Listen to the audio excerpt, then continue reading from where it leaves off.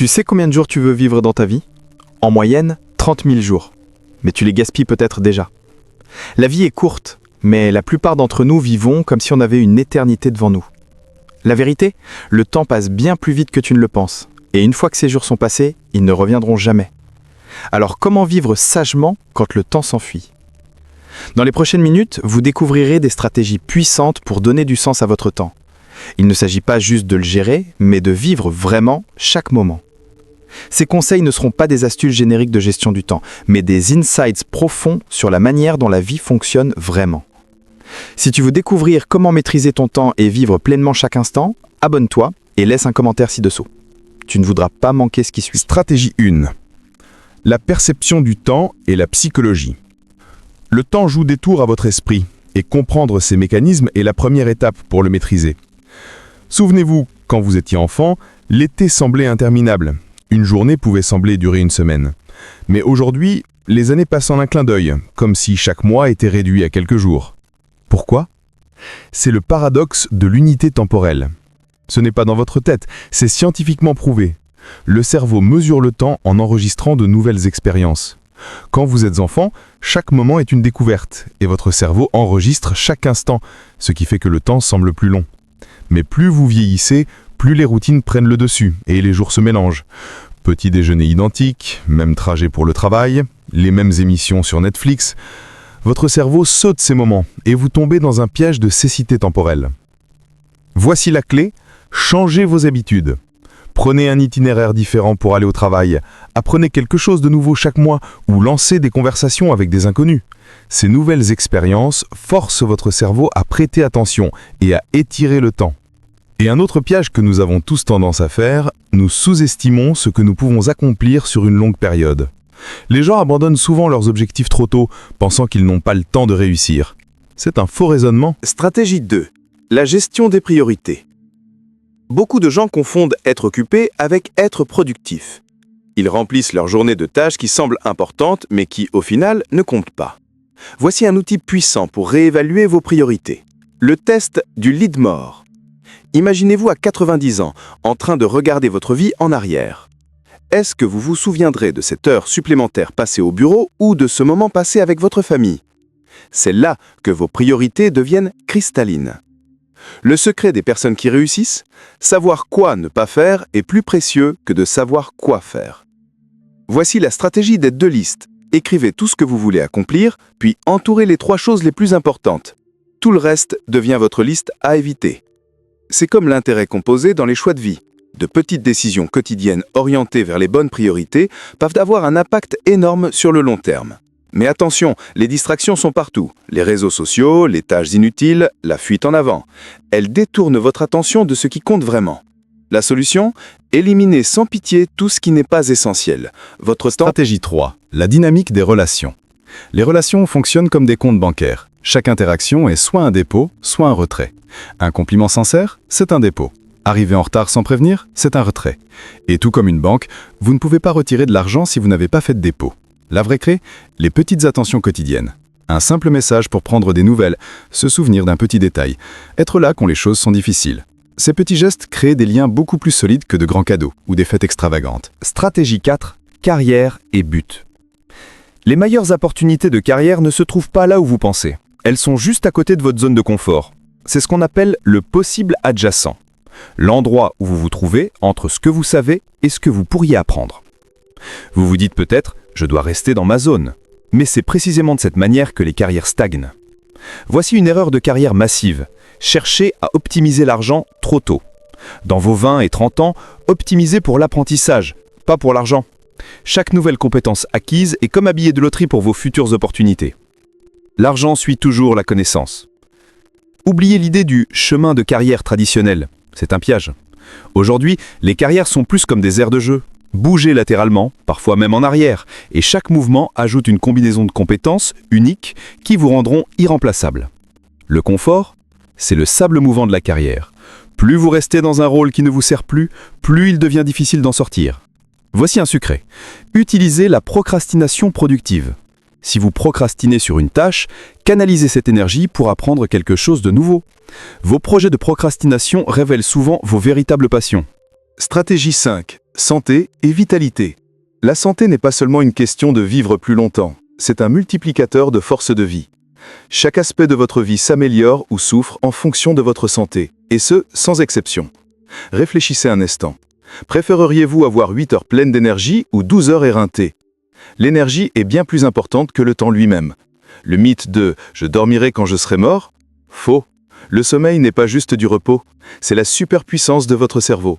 Sans sommeil, vos capacités de prise de décision se dégradent au point d'être aussi mauvaises que si vous étiez ivre. Vous voulez cette promotion, cette relation? Elles dépendent toutes de votre cerveau fonctionnant à son meilleur. Voici quelque chose que peu de gens réalisent. Vous êtes deux personnes différentes. Le vous du matin qui fait des plans et le vous du soir qui doit les suivre. Ne laissez pas le vous du matin devenir un tyran. Un hack simple? Les micro-entraînements. 10 pompes ici, une petite marche là, 5 minutes d'étirement. Ces petits mouvements s'additionnent et, plus important encore, ils apportent de la clarté. Vous êtes bloqué sur un problème? Bougez votre corps. La solution viendra souvent juste après. Stratégie 6. Apprentissage et croissance. Envie d'apprendre plus rapidement? Enseignez-le à quelqu'un d'autre, ce qu'on appelle l'effet enseignant. Expliquer quelque chose force votre cerveau à le comprendre à un niveau plus profond. Vous vous sentez pas prêt à enseigner? C'est justement pour cela que vous devriez commencer à le faire. Vos luttes vous rendent plus compétent pour enseigner, bien plus qu'un expert. Voici un hack d'apprentissage. Lisez des biographies. Pourquoi? Parce qu'une biographie vous permet d'accéder à toute une vie d'expérience en quelques heures. Et souvent, ces vies sont pleines de leçons précieuses. Apprenez des erreurs des autres au lieu de faire les mêmes. La plupart des gens essaient de tout réussir. Mais les personnes intelligentes savent rester stratégiquement médiocres dans certains domaines. Cela permet à votre cerveau de rester flexible et à votre ego de ne pas prendre le dessus. Les contraintes? Elles ne sont pas votre ennemi, elles sont votre superpuissance. Le manque de temps, d'argent ou de ressources force votre créativité. Et un des plus grands atouts? Savoir quand abandonner. L'abandon stratégique n'est pas un échec, c'est faire de la place pour de meilleures opportunités. Abandonnez vite ce qui ne sert pas à votre croissance. Stratégie 7. Intelligence émotionnelle. Votre intelligence émotionnelle possède un super pouvoir caché, le temps. Les émotions comme la colère, la peur ou la frustration ne durent que 90 secondes dans votre corps. Après ça, vous choisissez de rester dans cet état. La vérité, c'est que vous ne pouvez pas contrôler la première vague émotionnelle, mais vous contrôlez totalement la deuxième. La gestion des émotions devient votre super pouvoir. L'intelligence brute peut vous obtenir un job, mais la régulation émotionnelle vous fera obtenir des promotions. Pourquoi? Parce que les gens font confiance à ceux qui peuvent rester calmes dans le chaos. La plupart des gens cachent leur vulnérabilité, mais les plus intelligents l'utilisent stratégiquement.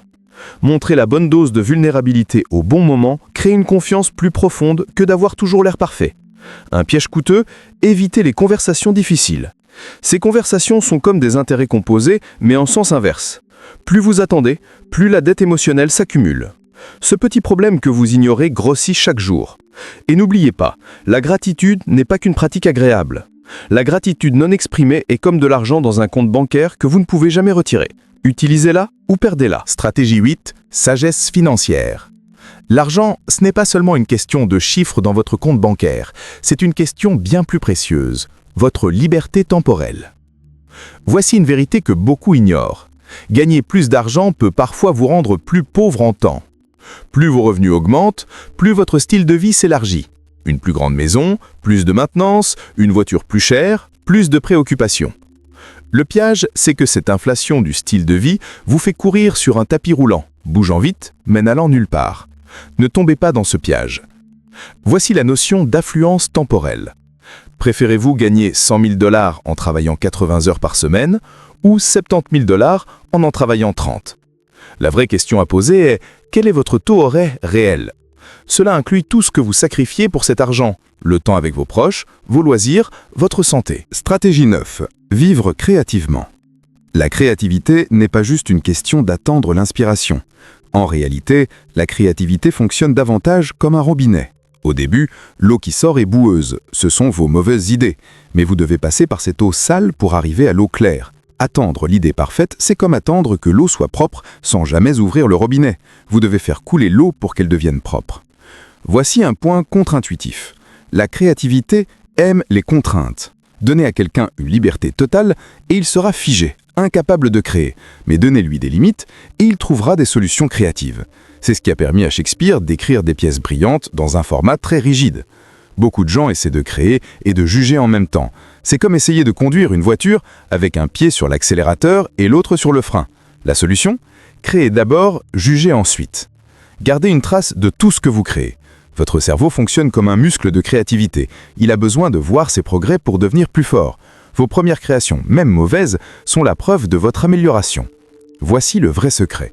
Combinez des compétences uniques que personne d'autre ne combine. C'est cette intersection unique de compétences qui est votre super pouvoir créatif. Stratégie 10. L'énergie personnelle. La gestion de l'énergie est bien plus importante que la gestion du temps. Vous ne pouvez pas accomplir un travail significatif si vous êtes épuisé. Mais la plupart des gens ne prennent jamais le temps d'auditer leur énergie. Ils ne réalisent pas que certaines activités donnent de l'énergie, tandis que d'autres la détruisent. Ce matin-là, une petite marche peut être un boost d'énergie.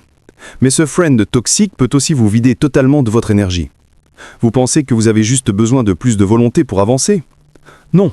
La volonté est comme un muscle, elle se fatigue. Les gens intelligents ne comptent pas sur leur volonté. Ils conçoivent leur environnement pour que de bonnes habitudes deviennent automatiques. La fatigue décisionnelle est une vraie chose. Chaque décision que vous prenez consomme une portion de votre énergie.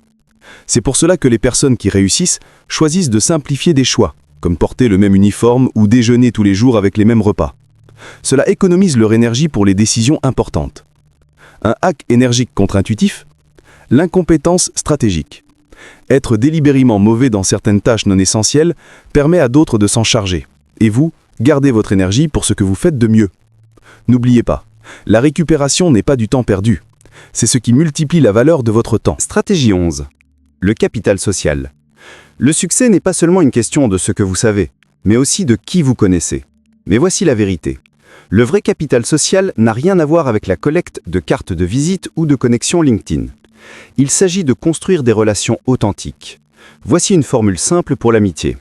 Temps plus vulnérabilité plus expérience partagée. Vous ne pouvez pas court-circuiter ces éléments. Les relations véritables nécessitent ces 3 ingrédients. Vous manquez de temps pour réseauter? Vous avez tort. Le vrai réseautage n'est pas une question de collecte, mais de connexion. Les meilleurs networkers ne collectent pas, ils connectent. Ils sont ceux qui introduisent les bonnes personnes aux bonnes autres. La plupart des gens sous-investissent dans l'entretien de leurs amitiés. Ils attendent un grand événement de la vie pour se reconnecter. Mais les relations solides se construisent dans les petits moments. Un texto inattendu, un café rapide. Ces petites actions nourrissent la relation. Pensez à la communauté comme à un jardin. Vous ne pouvez pas planter toutes les graines en une seule fois et attendre qu'elles poussent. Il faut des actes constants de nourrissage. Chaque conversation est de l'eau, chaque introduction est de l'engrais. Les personnes vraiment réussies bâtissent leur communauté avant d'en avoir besoin. Car lorsque vous en avez besoin, il est trop tard pour commencer à construire. Stratégie 12. Les modèles mentaux. Les modèles mentaux sont vos raccourcis pour comprendre la réalité. Mais attention, la carte n'est pas le territoire. Vos modèles mentaux sont toujours plus simples que la réalité, et c'est à la fois leur force et leur faiblesse. Beaucoup de gens ne voient que ce qui est devant eux. Ils jouent aux dames pendant que la vie joue aux échecs. Un grand avantage? La pensée de second ordre. Cela consiste à ne pas seulement demander ce qui va se passer ensuite, mais ce qui va se passer après cela. Ce qui peut sembler une option évidente, mais évident pour qui? Votre modèle mental peut manquer un territoire crucial. C'est pourquoi il est essentiel d'avoir des perspectives multiples. Les connaissances ne sont pas le pouvoir, la compréhension l'est. Connaître qu'une tomate est un fruit, c'est de la connaissance. Comprendre qu'elle ne doit pas aller dans une salade de fruits, c'est de la compréhension. Pensez aussi à la pensée inverse. Au lieu de vous demander comment résoudre un problème, demandez-vous comment vous contribuez à ce problème. Parfois, la solution consiste simplement à arrêter ce qui cause le problème en premier lieu. Stratégie 13. La conception de la vie. Votre vie n'est pas quelque chose qui vous arrive, c'est quelque chose que vous concevez activement. Considérez-la comme un portefeuille, mais pas seulement d'argent. Ce portefeuille inclut des expériences, des relations, des compétences et des rêves. Beaucoup de gens accordent trop de valeur à la planification et pas assez à l'expérimentation. La conception de la vie ne consiste pas à établir des plans parfaits, mais à tester de petites expériences pour voir ce qui fonctionne vraiment pour vous. Vous vous dites souvent « je dois d'abord tout comprendre ». C'est exactement l'inverse de ce qu'il faut faire. Vous ne pouvez pas penser votre chemin vers la bonne vie, vous devez la tester pour y arriver. Voici ce que la plupart des gens oublient à propos du changement. Les petits ajustements créent des résultats massifs. Vous voulez transformer votre vie? Commencez par changer une petite chose pendant 5 minutes. Ce petit succès créera de l'élan pour des changements plus grands. Pensez à vos mesures de vie. La plupart des gens mesurent leur vie selon les critères de la société, argent, statut, possession. Mais si vous conceviez vos propres critères, et si le succès signifiait passer du temps avec votre famille, apprendre de nouvelles compétences ou aider les autres? Des revues régulières de votre vie ne sont pas optionnelles, elles sont essentielles. Elles permettent de repérer les problèmes tant qu'ils sont encore petits. Faire des bilans mensuels vous épargne des regrets annuels. La vie ne consiste pas à trouver des heures supplémentaires, mais à faire en sorte que chaque heure compte. Tous les principes que nous avons abordés, de la perception du temps à la gestion des relations, de l'énergie personnelle à la conception de la vie, fonctionnent ensemble pour créer une vie digne d'être vécue. Souvenez-vous, le temps passera, que vous l'utilisiez à bon escient ou non. Vos habitudes deviennent vos journées deviennent vos années, et vos années deviennent votre vie. Commencez petit, choisissez une idée qui vous parle, testez-la, affinez-la et faites-la vôtre. Le meilleur moment pour commencer à vivre pleinement, ce n'est pas un jour, c'est aujourd'hui. Si cette vidéo vous a inspiré, n'oubliez pas de vous abonner pour ne rien manquer de nos prochains contenus. Laissez un commentaire ci-dessous et dites-nous quelle stratégie vous allez commencer à appliquer dès aujourd'hui. Prenez action, votre temps est précieux.